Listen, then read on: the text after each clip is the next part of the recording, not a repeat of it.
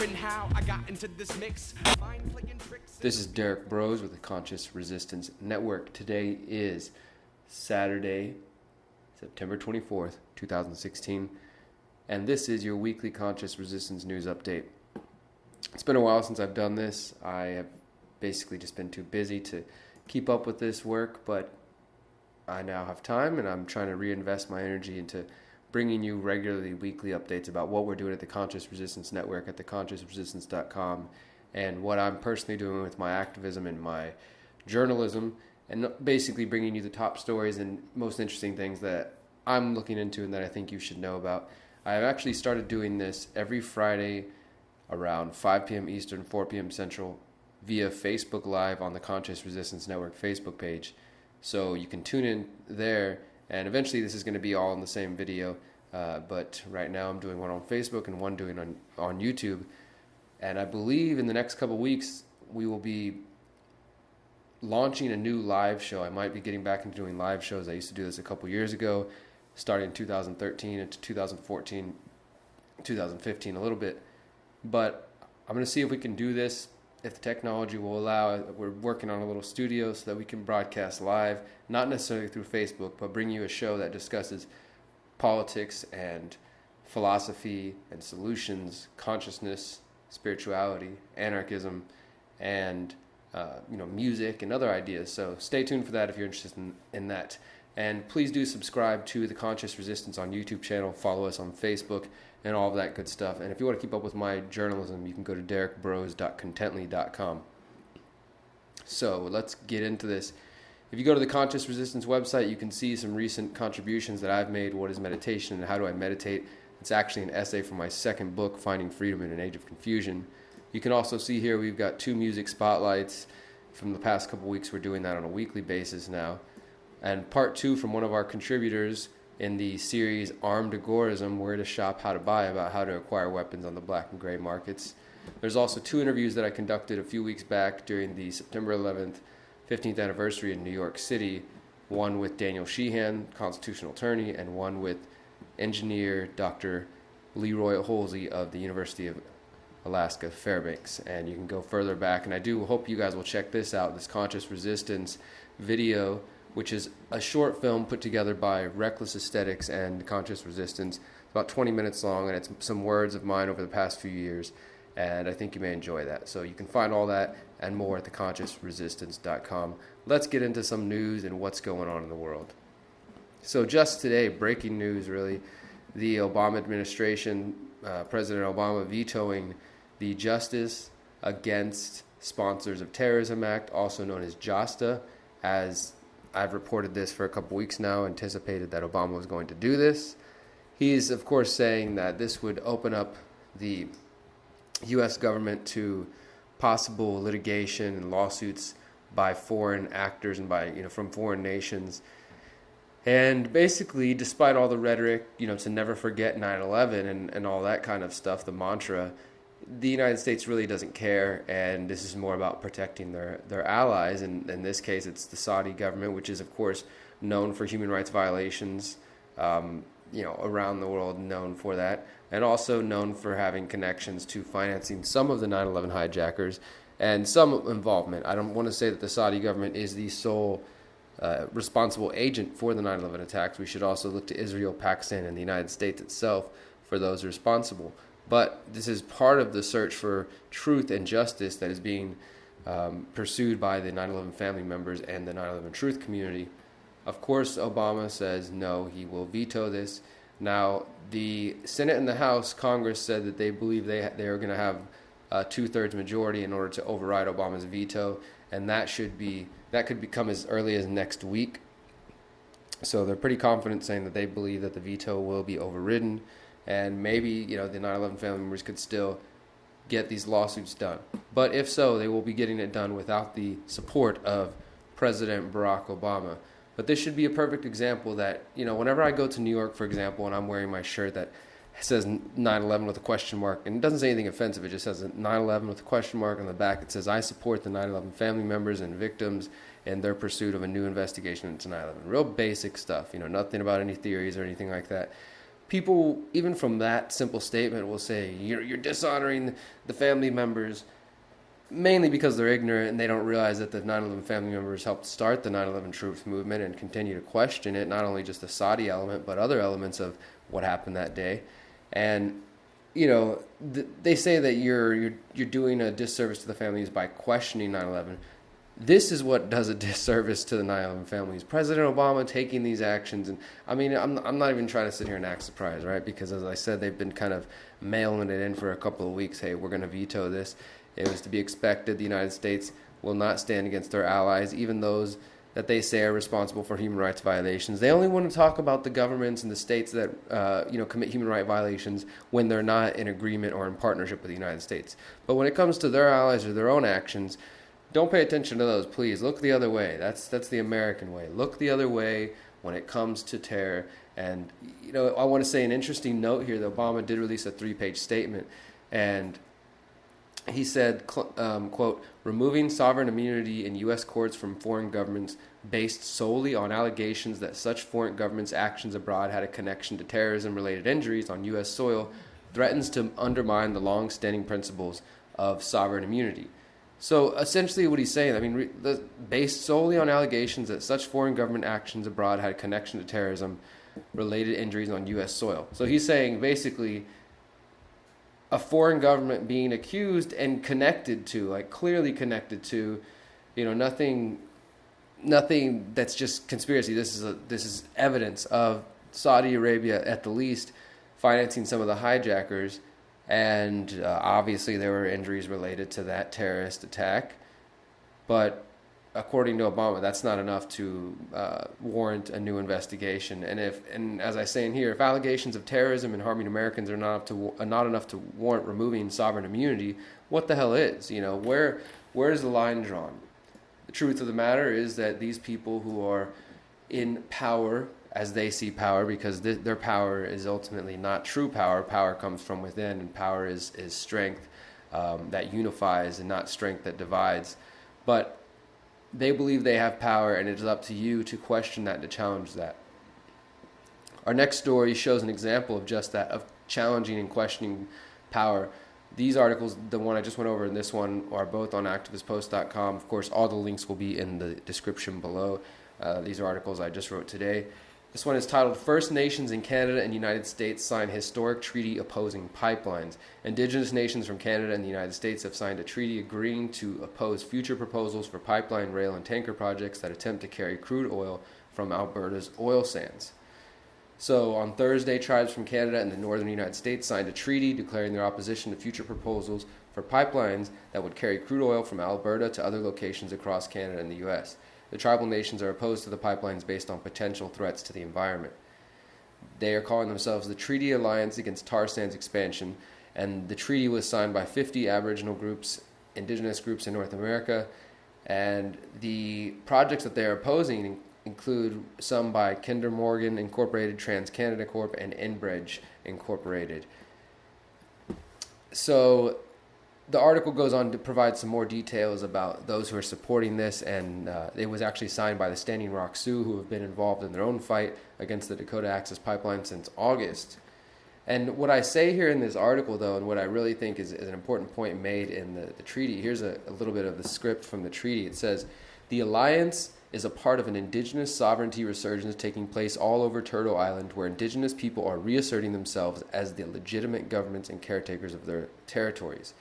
Now, obviously, I don't necessarily want a new government. I want us to evolve past the need for government. But in the sense of saying that indigenous people reasserting themselves as legitimate governments of their own communities and their own territories, that is a beautiful thing. And this is something that I've been saying for a couple of weeks, ever since I first went to Standing Rock. And I will be going back next month, sometime in late October. But when I went there and I really took it all in, and just since I've been writing about it and researching it and communicating with other people involved in the fight, I've come to recognize that this is not just a battle over the pipeline, and not even oil itself.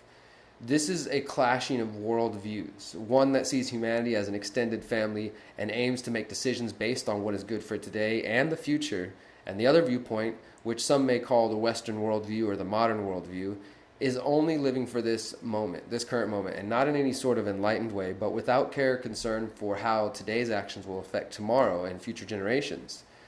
This is a fight that seems like it's been coming for some time now. We have those who live with the view towards the seventh generation, and those who seem incapable of fathoming the destruction caused by their actions today, and they're finally beginning to face off. I think that this also is a facing off of the people with archaic institutions, between freedom and archaic institutions like the state and corporate power. This is a clashing of worldviews. And for those who maybe, especially because I get this a lot in Houston, we're a big energy city, right? Oil companies, they're all based here in Houston.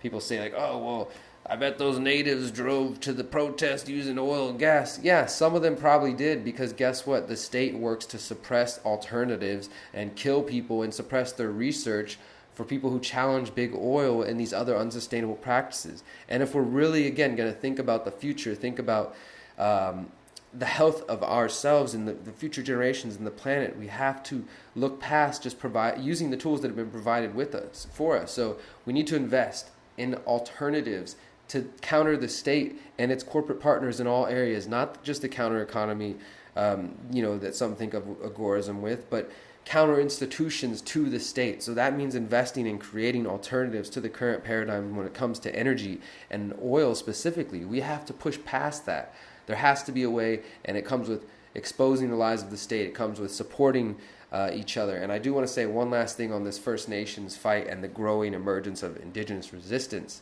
is that whether you trace your ancestry to Europe or to Australia or to some quote-unquote white nation, and you don't consider yourself indigenous or native to the United States or any other land, this is still a fight that you can take part in. Because what I've learned from my experience at Standing Rock, and what I've been learning from elders and that I've met over the past few years, the Choctaw and others, is that this is about the bringing together of all colors, of all people, of all nations, not to some new world order, but to a people-powered order that is spontaneous and that is free and is beautiful. So this fight, it's not just about the oil.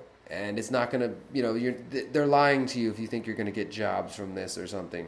This is about power. This is about destruction. They're openly destroying sacred areas to the native indigenous people here. This is further destruction, and we need to stop it. We need to unite together to oppose these type of things.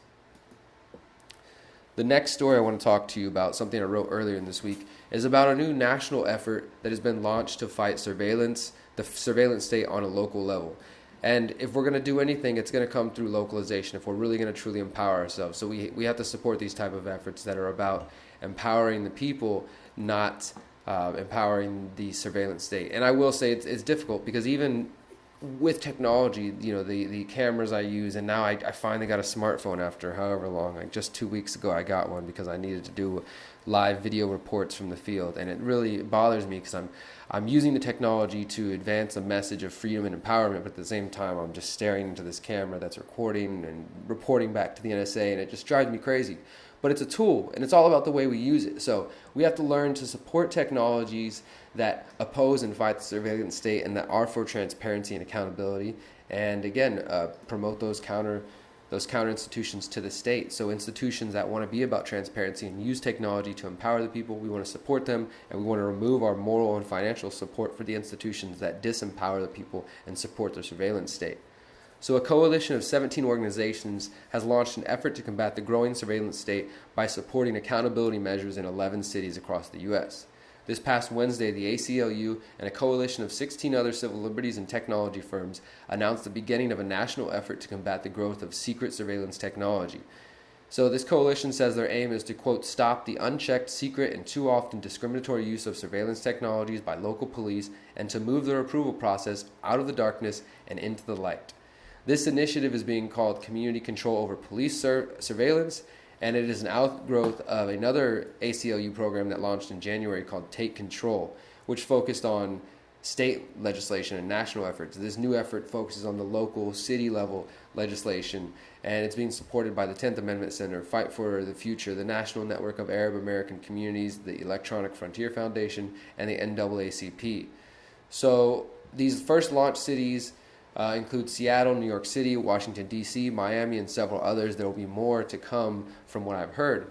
But along with this, the ACLU has also released this Technology 101 primer, which covers everything from cell site simulators, stingrays, which I've done a lot of reporting on, automatic license plate readers, aerial surveillance, gunshot detector listening devices that can be attached to light poles and other equipment, software and hardware that allow the police to look into your vehicle or home, social media monitoring tools, and biometric technology. So all of these things, you can learn a little bit about them in the Technology 101 primer from the ACLU. And they also discuss their guiding principles that they used to develop this initiative with. And as I say, the Community Control Initiative is a small step. It is a step in the right direction, though. And if the ballot box and political system has any hope in saving the people from an increasingly totalitarian surveillance and police state, it is going to come through localization. We, the people, must work together in our neighborhoods, schools, and cities. It's time for us to build the world that we want to see and start in our own backyards, because the alternative option of doing nothing will cost us our freedom. But if we choose to take action, we can really change the world. So it has to start on a local level, and of course, the most local you can go is inside yourself and begin to heal and empower yourself so that when you start to work with others in the local physical world, you are coming from the strongest standpoint you can. We're going to talk more about that in just a little bit. The next two stories, though, I want to talk about have to do with smoking and genetically modified engineered foods. This is our little health section. And this is cool because this relates to another topic that I haven't really talked a lot about. I'm thinking about doing its own video. If you guys enjoy this little snippet here, let me know, and I'll do another one more in depth. But this study says smoking permanently damages your DNA. According to a new study, smoking scars DNA in clear patterns, researchers reported on Tuesday. Most of the damage fades over time, they found, but not all of it. Their study of 16,000 people found that while most of the disease-causing genetic footprints left by smoking fades after 5 years, if people quit, some of these symptoms appear to stay there forever. Now, this is really interesting because this is, for me, it connects to the topic of epigenetics. If you've never researched epigenetics, I do advise it because it's a really interesting topic. And essentially, it's something that scientists coming to find that our genes, our DNA, are not static, that they evolve and they change. And in fact, our actions that we take, our emotions, and obviously things like smoking changes our DNA. And that can change, who knows what that can change about us. I mean, DNA is such an interesting aspect of humanity because we only know so much. And there's also, quote unquote junk DNA, and people say there's alien DNA and different things that they can't explain. There's also, from a shamanic perspective, there's a lot of writings and mythology about the DNA, the coil, and the serpent and the snake. That in Jeremy Narby's book, The Cosmic Serpent, he draws some connections between these sort of shamanic perspectives of what DNA is and how that relates to our world today. But there's a lot of interesting things there. And what epigenetics, though, when you think about this idea that I've heard from some people, some researchers say epigenetic eugenics, which is essentially the idea that the ruling class, the so-called New World Order, Illuminati, etc., whatever name you want to give them, that they recognize things like this. They recognize our true power as infinite awareness and as just beautifully empowered beings that are more than just a physical shell, but that go beyond this physical world. They also recognize that they can sort of trap us in this mental prison by promoting division, depletion of our energy, and disempowerment through promoting unhealthy views of sex, war, violence, promoting fear, all these different things that cause stress and cause cortisol release, and on some level could be changing us down to the DNA through the ideas of epigenetics, changing our DNA, possibly slowing our complete further evolution, or just causing other illnesses. Because the thing is, here they're showing that smoking causes marks that are known as methylation, which is an alteration of DNA that can inactivate a gene or change how it functions, often causing cancer or other diseases. And they're saying that heart disease and cancer are both caused by genetic damage. Some of it is inherited, but most of it is caused by day-to-day living. So smoking is one of the biggest culprits. So smoking literally causes these scars, which scar certain genes, and that creates the circumstances that allow heart disease and cancer. So just another interesting article here. For one, be healthier, guys out there. Stop smoking. I used to smoke. It's a horrible habit. Yeah, Jeff Berwick, I'm looking at you. And it's also probably damaging your DNA, and that's a powerful thing. So If you want to hear more about epigenetics, we can do a whole nother video on that. Let me know in the comments below. This one is about Monsanto, everybody's favorite company, it seems, these days. Monsanto this week has acquired licensing rights for genetically edited crops. They are partnering with the Broad Institute, which is a project of MIT and Harvard that focuses on biomedical and genomic research. This new partnership grants Monsanto non-exclusive licensing for agriculture applications of CRISPR-Cas technology for use in seed development. The license to CRISPR-Cas from the Broad Institute provides access to an exciting tool for our growing body of genome editing research, said Tom Adams, biotechnology lead for Monsanto. So using the CRISPR-Cas technology for seed development was also discussed by a team of researchers back in August 2014. I wrote about this, and not many people paid attention at the time, but now it's coming back.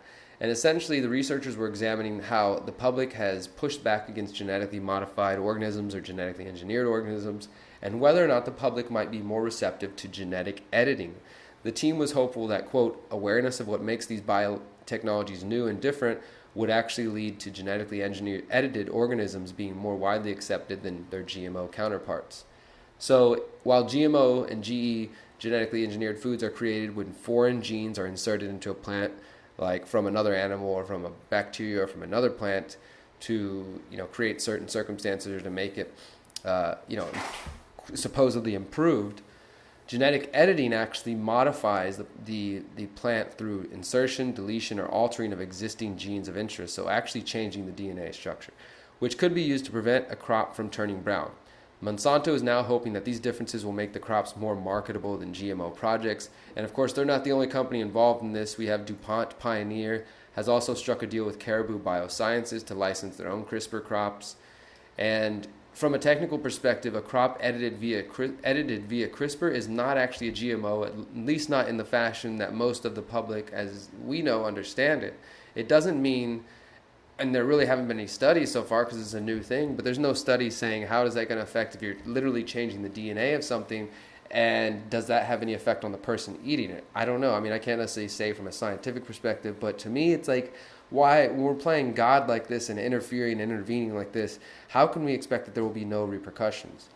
The U.S. Department of Agriculture has actually already approved 2 different crops that have been made with CRISPR, a mushroom and a type of corn, but they actually didn't even approve them. They just basically opted not to regulate them at all, and I'm not really for government regulation, but they just basically said, hands off, like we're not going to get involved in this at all. And DuPont says that they plan to see their CRISPR corn in farmers' fields in the next 5 years. So this stuff is definitely going to grow. And it's interesting, though, that I reported on a similar story earlier in the year, February 2016, for the anti-media about the CRISPR technology being used to create genetically engineered babies. So at that time, we said that this stem cell scientist from London's Francis Crick Institute was granted a license to carry out experiments involving creating genetically engineered embryos using CRISPR-Cas9. So, I mean, this begs the question, do Monsanto and DuPont, companies who have a history of involvement with bioweapons, do they also have an interest in genetically engineered humans? Is this something that they're going to support? Where does this go? I don't know. What do you think, guys? Is this still GMO in your mind? Is this still genetically engineered? Since they're editing things, they're not actually inserting other things. They're just changing certain portions of the DNA of the genetic expression so that it doesn't brown or so that it's more hardy or whatever they want to do. What are your thoughts on genetically edited crops? Now, I want to give a brief update on the fight against the Dakota Access Pipeline. I mentioned it a few minutes ago, but I do want to say earlier this week, the fight has gained some support from a coalition of different archaeologists, historians, and museum directors, over 1,200 of them, who signed a letter that was spearheaded by the National History Museum, and they sent this letter to the President Barack Obama, the Department of Justice, and the Department of Interior, as well as the Army Corps of Engineers. And basically, they just are condemning them for destroying recently discovered burial sites, prayer sites, and artifacts, and saying that it adds yet another injury to the Lakota, Dakota, and other indigenous people who bear the impact of fossil fuel extraction and transportation. Now, they go on to express their solidarity with the movement. And at this point, the construction has continued. I saw another report earlier, let me see if I can pull it up, says that sacred burial grounds have been sold to the Dakota Access Pipeline. Basically, that there is another area that has been identified as with sacred sites that is near where the pipeline is being built, and this has been sold now. The private land has been sold and will be used for construction. So we can expect to see more destruction of native sites that are important to them and sacred to them to be destroyed, unfortunately. And we're nearing the end of September. Here in Houston, we've started a group called Houston Stands with Standing Rock. We've been raising money, doing benefits. We have a benefit coming up on September 30th to collect donations and blankets, and we're going to drive back in October and deliver them and sleep out there in the cold and support and do what we can. So expect more reports coming from the conscious resistance pertaining to the fight against the Dakota Access Pipeline. And if you have any information or anything you'd like to share about that, you can always contact me. A couple quick ones I want to go through, and then we're going to start wrapping up here. But just briefly, I didn't even write about this, but it's just something you should know. Again, I know there's plenty of people who have this skepticism of Edward Snowden. I have the skepticism of Edward Snowden. I actually went and saw the documentary, or the film Snowden a couple weeks ago, and I wrote an article recently about that. So if you go to derrickbroze.contently.com, you can see my article about Snowden and the new international campaign that launched last week when the movie came out, basically trying to get Obama to pardon him. Guess what? Obama's not going to pardon him. I'm sorry. But despite questions about whether or not Edward Snowden is some kind of agent or limited hangout, he's still providing valuable information from his perspective. And just recently he has a quote where he's telling people, warning people not to use Google's new messaging personal assistant app known as Allo. He says it's Google surveillance, don't use it. He tweeted out recently saying, "What is Allo? A Google app that records every message you ever send and makes it available to police upon request." So check out that article if you want to read more, but don't trust these apps. Don't use Facebook Messenger app. Don't use these at least look for some encrypted form of communication. There is some out there, but you definitely need to educate yourself. And if you're out there saying, "Well, I don't hide anything, I don't have anything to hide," guess what? The NSA is still watching regardless of whether you have anything to hide. So if you value privacy, and you should, because recognizing that privacy must exist in any sort of, society that is going to have some semblance of freedom. Without privacy, you are not free. So fight for the privacy that you do have left. Don't just give it away. In the matter of the death of Terrence Crutcher, And in our police I report, determined that the filing of the felony crime of manslaughter in the first degree against Tulsa police officer Betty Shelby is warranted. that right there was an announcement saying that Tulsa, Oklahoma police officer Betty Jo Shelby will be charged with first-degree manslaughter on Thursday after shooting an unarmed man who last week he was standing outside his vehicle, and this was all caught on video by a helicopter camera. So the cop there she'll be charged, right? And you also have shootings in Charlotte where there's been days of violent protest, and I'm not even really going to get into that. I know there's a lot of heated emotion on that. But I will show you this other story. El Paso officer fired and fatal shooting reinstated. Check this out. This cop, this hero cop, there's a handcuffed man on the ground, and the cop was so afraid of him, he had to shoot him in the back. Well, that cop was temporarily fired. Now he'll be brought back onto the force. And, whatever you think about, because whenever somebody gets shot, I see people pulling up somebody's record and saying, "Oh, look, they were a drug dealer back in the day, or they did this crime, or whatever. They're a horrible person, so it's a good thing the police shot them." Or, there's no reason for a court of law. There's no reason for, innocent until proven guilty. Guess what? I have a felony on my record. If I ever get killed by a cop, I guarantee you they're going to write about me as a drug dealer or a drug addict, even though that was 10 years ago, because that's what they do. They smear the person, the victim, so you won't look at the fucking person killing people, okay? Yes, sometimes police are justified in the sense that they are truly defending themselves. Other times, the fucking cops are murdering people, okay? And I want to put an end to that. I want to stop that. I don't want to just be reactive and have to go to the streets and where you see this human emotion and this expression boil over to the point that people feel the need to riot. And yes, there are also questions of people being shipped in. This has been reported. People being shipped in from outside of Charlotte, coming there and being violent. So it's not even necessarily the community. It's like people like George Soros and others fomenting, hysteria and wanting people to riot. But for those who are out there feeling justified in their anger, I can totally understand, because these cops are killing people. And yes, they're disproportionately killing people of color in poor communities. You have to fucking accept that.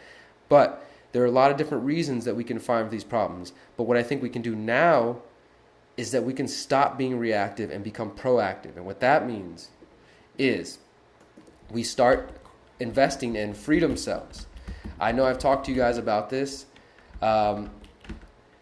and I've talked to you guys about how to organize against violent cops. Here's my video right here, how to organizing against violent cops right here. You can find that on the Conscious Resistance channel. You can find that on our website. Look into that. It's my discussion on freedom cells and how you can use freedom cells to grow a movement that can oppose the police. So you can have, whenever somebody's getting beat up or attacked by police, you send out an alert, maybe through the Cell 411 app or through our website and our new app or something along those lines, and everybody who's around can show up, and you have 8 to 10 people show up. Maybe some of them are peacefully open carrying, and everybody comes over and says, hey, officer, chill the fuck out. Stop beating that person up. Put your gun down, hand it over, get in your car, get the fuck out of our community. You're no longer welcome here. How would they respond if people began peacefully, non-violently, but civilly disobeying and resisting and empowering ourselves? That is what we need. You can see the new website here. We have freedomcells.org. Brand new thing. I'm going to do another video to talk more about this, but you guys are getting the preview of it right here.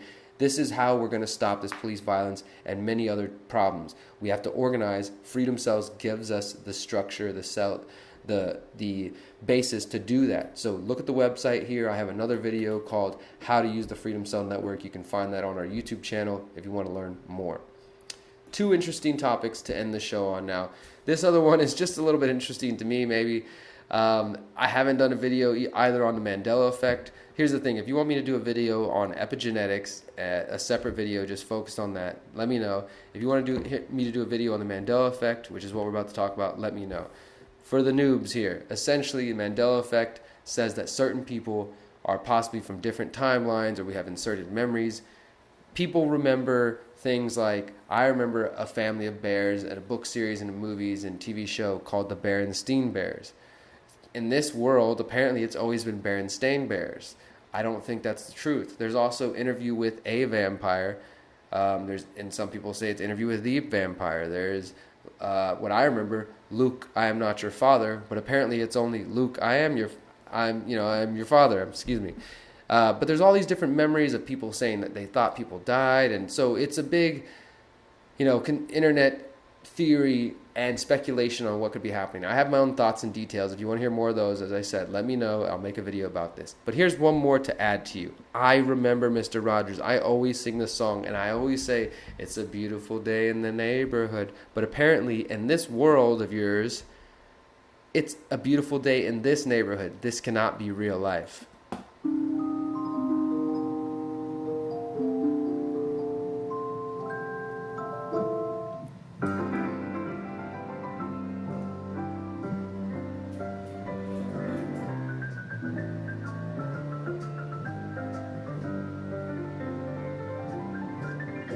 It's a beautiful day in this neighborhood. No way. It's not a beautiful day in this neighborhood. It's a beautiful day in the neighborhood. What the hell is going on? This literally must have just changed, because as I said, I always sing this song to friends. I wake up excited someday and I sing this. I know this song very well. It is a beautiful day in the neighborhood. What happened to you, Mr. Rogers? Let me know what you guys think. Last little thing here, and I'll let you go for the day. I know it's been an interesting show, and also let me know if you want me to continue to do this. I'm so off and on with these podcasts, and of course, if you want to get these before anybody else, you want to sign up on Patreon.com/Derrick Broze. For as little as $1 a month, you get my videos and things ahead of time, but you also get exclusive stuff if you sign up for $5, and then there's other rewards at $20, like an exclusive Skype conversation with me, or I'll research the topic that you choose. So I'm trying to catch up on all those rewards, and I appreciate everyone who supports me for that. The last thing I have today is from this article I found called The Individuation Process, Finding Your True Authentic Self. I want to read this first little paragraph here to you, and then we'll go into it and why this relates to the conscious resistance. Have you ever met somebody who has undeniably discovered his authentic self? There is a confidence, a conviction in his passion for whatever path he is on. Psychologist Carl Jung described this as individuation, the process by which the personal and collective unconscious are brought into consciousness to reveal one's whole personality. In short, it is the process of becoming self-actualized. How many of us can say that we live fully authentic lives? In our quest for approval from our peers, parents, mentors, and even from strangers, we often set aside what our intuition tells us is right, what is true for us, to fall in line with the rest of the pack.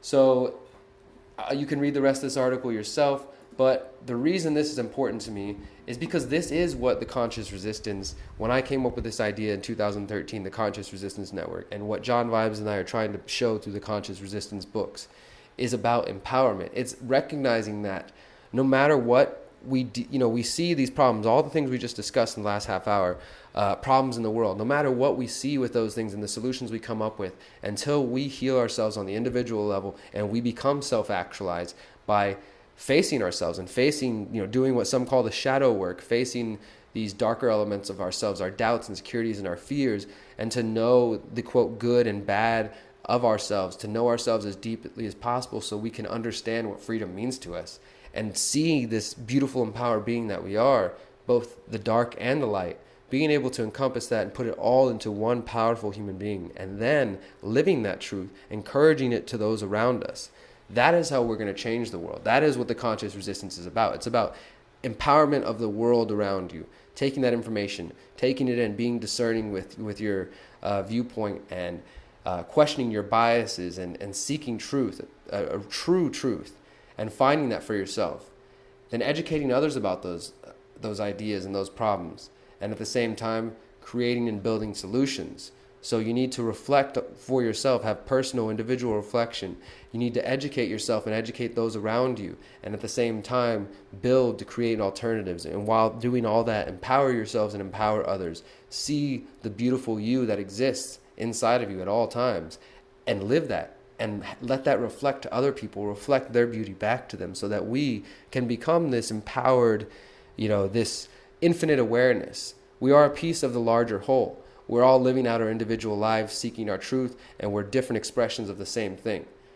So the sooner that we can self-actualize and come to our own understanding and live our truths and encourage that in other beings, the sooner we will get to this more free world, this more beautiful world that allows people to express themselves and to find freedom, to find truth and justice, and to do this without oppression, without this centralization of power and domination and all these expressions of ourselves. Those things that we see in the world, the problems that we see reflected in the world, are simply expressions of our own internal pain. Until we do that healing and on an individual level and promote that, encourage that in other beings, we're going to continue to see the war and the violence and the fear and the pain that we each possess inside of us in different ways. Until it's healed, we will see it reflected in the world.